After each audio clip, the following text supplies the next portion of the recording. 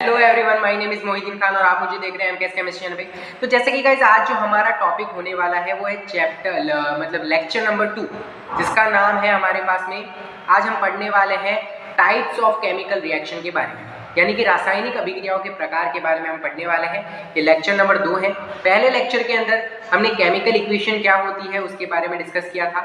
बहुत ही आसान सा लेक्चर था। अगर आपने वो लेक्चर नहीं देखा है तो आई बटन के अंदर लिंक आ रहा है, वहां से जाकर आप देख सकते हैं। तो चलिए आज का लेक्चर शुरू करते हैं। क्या पढ़ने वाले हैं आज हम?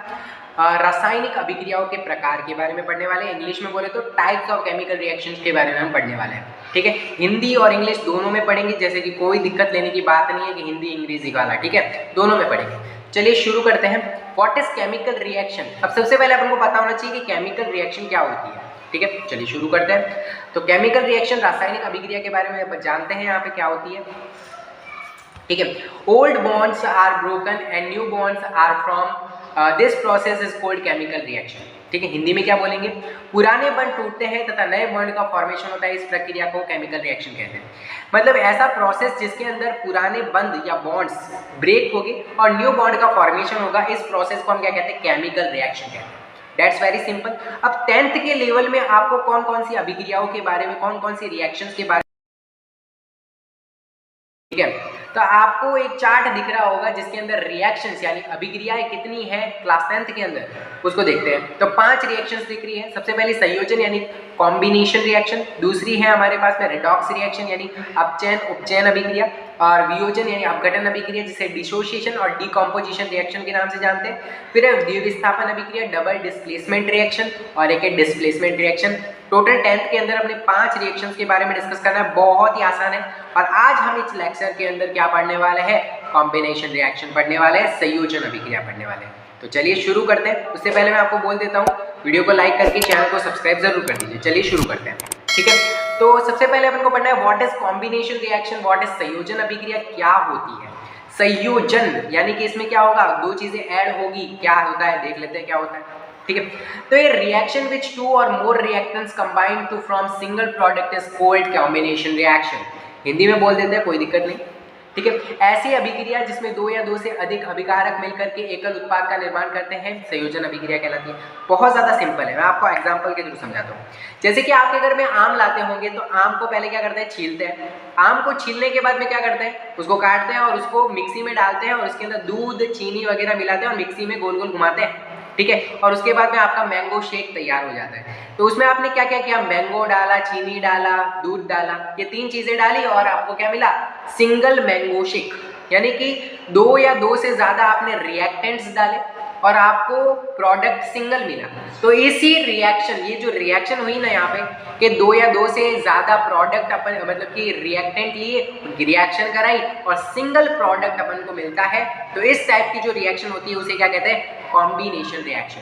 अब ये तो हो गया जनरल एग्जांपल। अब देखते हैं रियलिस्टिक एग्जांपल, केमिस्ट्री वाला एग्जांपल क्या हो सकता है। यहाँ पे मैंने लिखा हुआ है CaO + H2O। आपको पता होना चाहिए what is the symbol of Ca। Ca का मतलब क्या होता है? कैल्शियम। O का मतलब होता है ऑक्सीजन।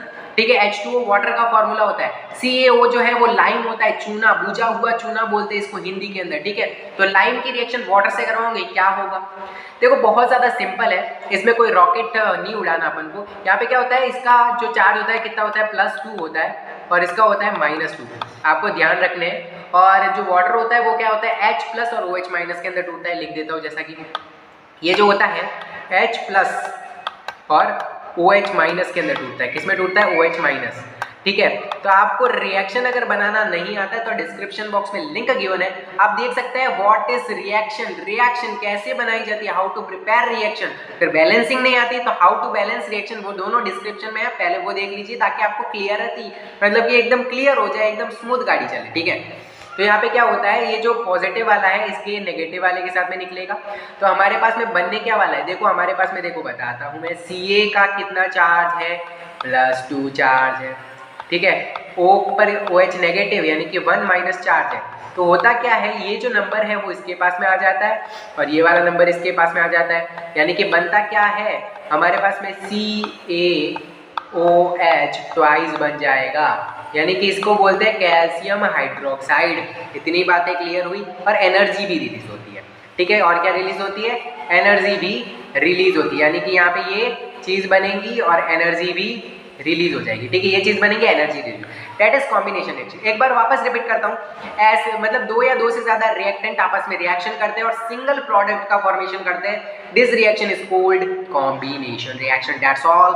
अब देखते हैं इसके कुछ और एग्जांपल्स, ठीक है। तो some examples of combination reaction, संयोजन अभिक्रिया के कुछ और उदाहरण देख लेते हैं। सबसे पहला है बर्निंग ऑफ कोयला, यानी कोयले का दहन, हिंदी में बोले बर्निंग ऑफ कोयला इंग्लिश, और हिंदी में क्या बोलेंगे, कोयले का दहन।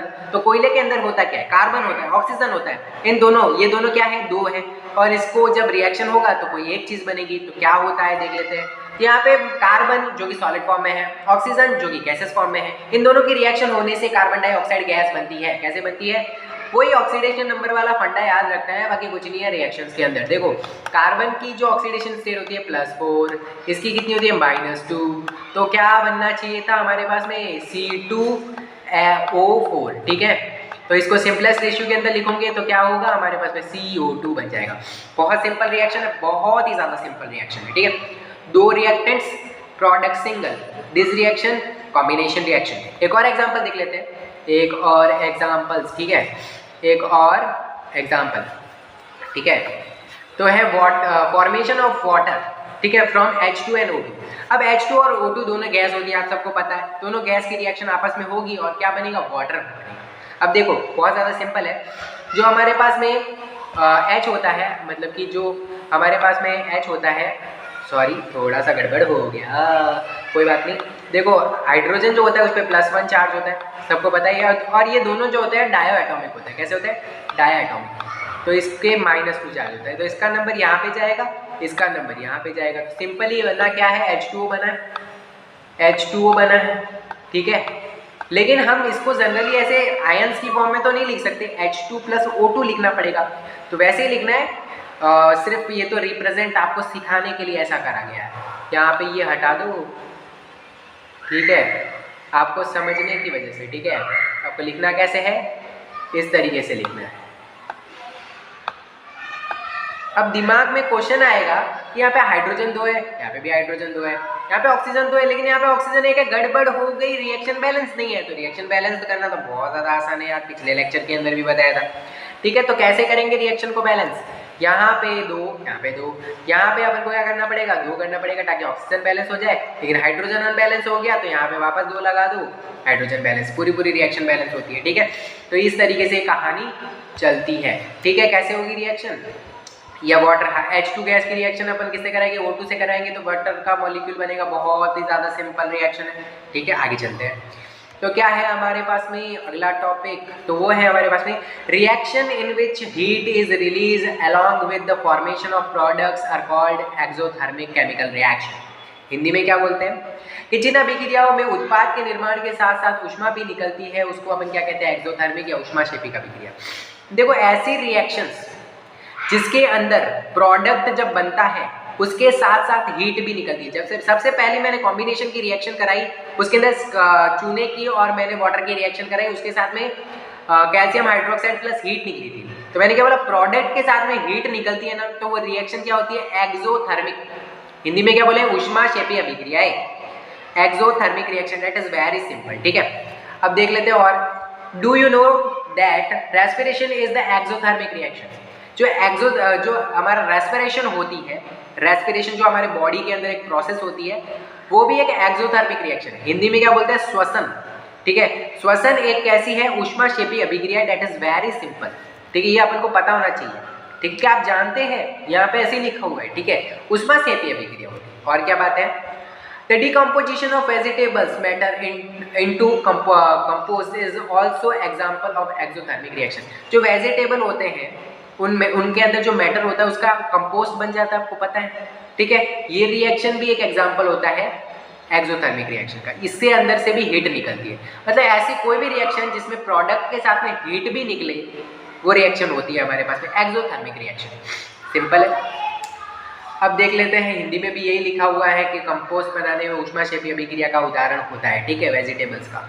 उसके बाद में यहाँ पे लिखा हुआ है, we know that we need to energy to stay live, यानी कि अपन को जिंदा रहने के लिए, ठीक है, आपने वो गाना सुना है, जिंदा रहने के लिए क्या जरूरत होती है, एनर्जी की जरूरत होती है।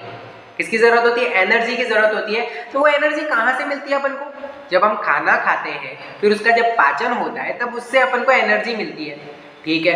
तो जब हम डाइजेशन के थ्रू अपन को एनर्जी मिलती है। Food is broken down into simple substance. जब हम खाना खाते हैं उसका डाइजेशन होता है, फिर वो जो फूड होता है, जो खाना होता है, वो टूटता है किसके अंदर? स्मॉल सब्सटेंसेस के अंदर। अब अपन खाते क्या है?